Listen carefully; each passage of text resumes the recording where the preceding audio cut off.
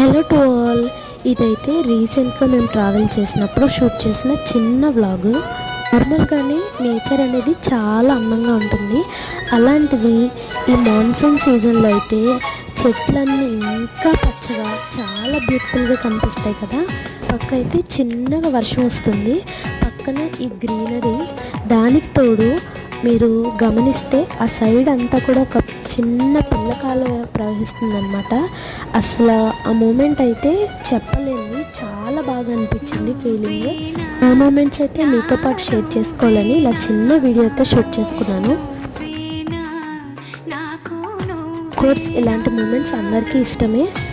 అయితే నేచర్ని చూస్తూ ఎంజాయ్ చేయడం అంటే చాలా చాలా ఇష్టం. ఇంత మంచి వెదర్లో మన సోల్మేట్తో ట్రావెల్ చేస్తుంటే ఆ మూమెంట్ ఎంత బాగుంటుందో చెప్పండి.